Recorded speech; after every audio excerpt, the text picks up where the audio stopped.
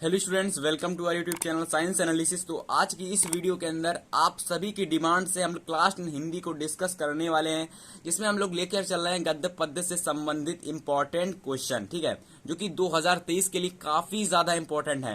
ये समझ सकते हो बोर्ड एग्जाम में ऐसे प्रश्न पूछे जाते हैं जैसे मैं आपको बता रहा हूँ इस सीरीज के अंदर। ठीक है, तो आप लोगों को अगर नहीं पता तो मैं आपको बता दूं इस सीरीज के पार्ट कितने बन चुके हैं। टोटल पार्ट 3 बन चुके हैं। अगर आपने पार्ट 3 नहीं देखे हैं, 1, 2, 3, अगर आपने 3 तक पार्ट को नहीं देखा है तो आप लोग हमारे चैनल पर विजिट करके प्लेलिस्ट को चेक करके आप लोग गद्य पद्य से संबंधित इंपॉर्टेंट क्वेश्चन के पार्ट को डिस्कस कर सकते हो, देख सकते हो और वहां से नोट्स तैयार कर सकते हो। ठीक है, तो देखो स्टूडेंट्स, आज की इस वीडियो के अंदर मैं आप लोगों को बताने वाला हूं 6 लेखकों के बारे में।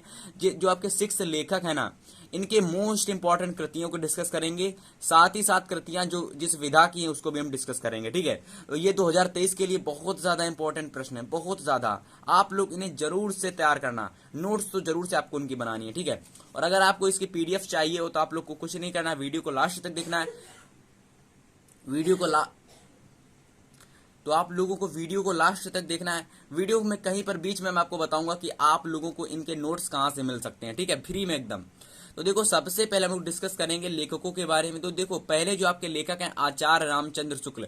तो देखो, आचार्य रामचंद्र जो शुक्ल हैं, ये काफी ज्यादा इंपॉर्टेंट लेखक हैं, क्योंकि इनके बारे में बोर्ड एग्जाम में काफी ज्यादा पूछा जाता है। इनके बारे में कह सकते हो या फिर इनकी रचनाएं और विधाएं काफी ज्यादा इंपॉर्टेंट है बोर्ड एग्जाम के लिए। देखो, अगर आपको पीडीएफ पता करनी है ना, तो कुछ नहीं, वीडियो को आपको लास्ट तक देखना है। लास्ट में आपको सब कुछ बताऊंगा कि कहां से आपको पीडीएफ मिलेगी। तो देखो, सबसे पहले जो आपके लेखक हैं आचार्य रामचंद्र शुक्ल जी, इनकी जो इनकी पहली कृति है उसका नाम है 11 वर्ष का समय। अब देखो भाई, जो 11 वर्ष का समय ना, इसको आपको कैसे याद करना है। रामचंद्र शुक्ल 11 वर्ष का समय किस कहानी की विधा है, यानी कि कौन सी विधा इसकी है, तो कहानी विधा है। कौन सी विधा, कहानी। इसके बाद देखो नेक्स्ट आपके रस मीमांसा। अब देखो भाई, जो रस मीमांसा के एक प्रकार का आलोचना है। क्या, एक प्रकार की आलोचना। आलोचना जिसको हम लोग कहते हैं आलोचना, यानी सोचना, वही हमारा आलोचना। तो रस मीमांसा एक प्रकार का क्या है, आलोचना। इसके बाद देखो चिंतामणि। अब देखो, जो चिंतामणि एक प्रकार का निबंध है। आप लोग देख रहे हो ना, निबंध है। इस प्रकार से आप लोग इसे याद कर सकते हो। चौथी हमारी आ जाती हिंदी साहित्य का इतिहास, और हिंदी साहित्य का इतिहास एक प्रकार का आलोचना है। तो देखो, यहां से आपको 2 चीजें प्राप्त हुई, रश्मिमांसा और हिंदी साहित्य का इतिहास, 2 एक प्रकार की आलोचना है। बातें समझ में है आपको। तो चलो हम ले सकते हैं आपको दूसरे इंपॉर्टेंट लेखक के पास। तो देखो, सबसे ज्यादा इंपॉर्टेंट जो लेखक आ चुके हैं जयशंकर प्रसाद। इनकी जो कृतियां और विधाएं काफी ज्यादा इंपॉर्टेंट है और बोर्ड एग्जाम में बहुत ज्यादा पूछी गई है, इसलिए इंपॉर्टेंट है। तो देखिएगा, जयशंकर प्रसाद। अब देखिए, इनकी जो ये इंपॉर्टेंट कृतियां है ना, बहुत ज्यादा इंपॉर्टेंट हैं। और आपको देखने को मिलेगा कि ये जो कृतियां, इनमें से काफी सारे नाटक हैं। समझ रहे हो ना। तो देखो, पहली जो इनकी कृति है काकाश द्वीप, एक प्रकार की कहानी है। दूसरी है इंद्रजाल, एक प्रकार की कहानी है। तीसरी है तितली, जो कि एक प्रकार का उपन्यास है। और चौथा है कंकाल, यानी चौथी है कंकाल, जो भी एक प्रकार के उपन्यास है। तो ऊपर की 2 कहानी, नीचे की 2 उपन्यास। तो इस प्रकार से आप लोग याद कर सकते हो। ठीक है, इसके बाद देखो स्कंदगुप्त और चंद्रगुप्त, दोनों ही एक नाटक हैं। क्या है, दोनों ही एक नाटक है। तो आप लोग इसे भी याद कर सकते हो। इसके बाद देखो स्टूडेंट ध्रुव स्वामिनी, जो कि एक प्रकार का नाटक है। तो आप लोग इसको भी ऐसे याद कर सकते हो। ध्रुव स्वामिनी, स्कंदगुप्त और चंद्रगुप्त एक प्रकार के नाटक हैं, वो भी किसके हैं, जयशंकर प्रसाद जी के। इसके बाद देखिएगा लास्ट स्टूडेंट्स आपके लिए एक घूंट। अब देखिए भाई, जो एक घूंट है ना, एक प्रकार की एकांकी है। तो इस प्रकार से आप समझ सकते हो कि जो एक घूंट है एक प्रकार की एकांकी है। ठीक है, तो देखिएगा, जितनी इंपॉर्टेंट जयशंकर प्रसाद जी की कृतियां, जितनी इंपॉर्टेंट विधाएं, सबको मैंने बता रखा है आपको आसानी से एकदम। आप लोगों को कुछ नहीं करना, नोट्स बनाने और तैयार करना है आज से ही स्टूडेंट्स, समझ रहे हो ना।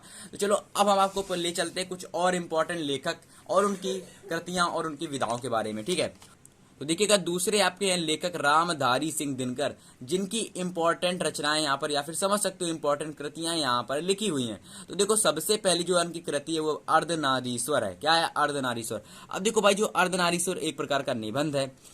दूसरी दे रखी है वट पीपल, जो कि एक प्रकार का निबंध है, यानी कि दोनों ही निबंध है, अर्धनारीश्वर और वट पीपल। इसके बाद देखो, तीसरी दे रखी उजली आग, जो कि एक प्रकार का निबंध है। तो आप इस प्रकार से समझ सकते हो कि जो रामधारी सिंह दिनकर है एक प्रकार के निबंधाकार हैं। और अगर आप इस प्रकार से याद करोगे तो आप लोगों को आसानी रहेगी, जब भी इनकी कोई कृति आएगी तो आप लोग याद कर लोगे रामधारी सिंह दिनकर एक निबंधाकार थे, इसलिए इनकी जो भी कृति होगी अधिकतर वो निबंध ही होगी। ठीक है, तो आप लोग इस प्रकार से भी इन्हें याद कर सकते हो ट्रिक की सहायता से।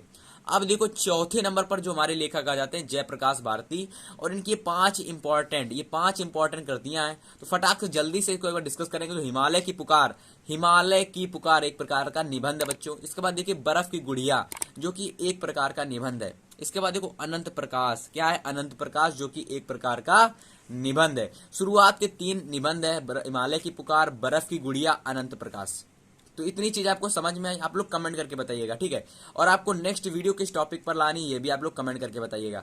चलो चांद पर चले एक जीवनी है, अतः सागर एक प्रकार का निबंध है। तो शुरुआत के 3 और लास्ट का एक ये यानी कि 4 निबंध और एक जीवनी, आप इस प्रकार से याद कर सकते हो, ठीक है बच्चों।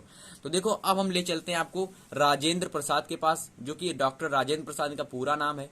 तो देखो डॉक्टर राजेंद्र प्रसाद के 3 मोस्ट इंपॉर्टेंट कृतियां हैं जिनको आपको याद करना है, ठीक है। तो देखो पहली आपकी साहित्य है, जो कि इतनी इंपॉर्टेंट नहीं है, लेकिन लास्ट की जो है वो बहुत ज्यादा इंपॉर्टेंट है, ठीक है। तो देखो पहली आपकी है, या फिर पहली साहित्य है जिसका आपका जो एक प्रकार का आपका निबंध है, समझ रहे हो बच्चों। इसके बाद देखो दूसरी आपकी है शिक्षा और संस्कृति, जिसको आपको कमेंट करके बताना है कि किस विधा की रचना है। तो आप लोगों को ये बताना है खुद से कि किस विधा की कृति है। अगर आपको नहीं पता तो आपको सिंपल से कुछ नहीं करना, आपको गूगल ओपन करना है, गूगल। तो देखो आप सिंपल से गूगल ओपन करोगे, गूगल में आपको सर्च करना है कि शिक्षा और संस्कृति किस प्रकार की विधा है, समझ रहे हो ना। आपको आसानी से उसका आंसर मिल जाएगा गूगल पर, ठीक है। इसके बाद देखो थोड़ा सा मेहनत करना है आपको, तभी आपको पता होगा, ऐसा आपको कोई चीज नहीं मिलने वाली।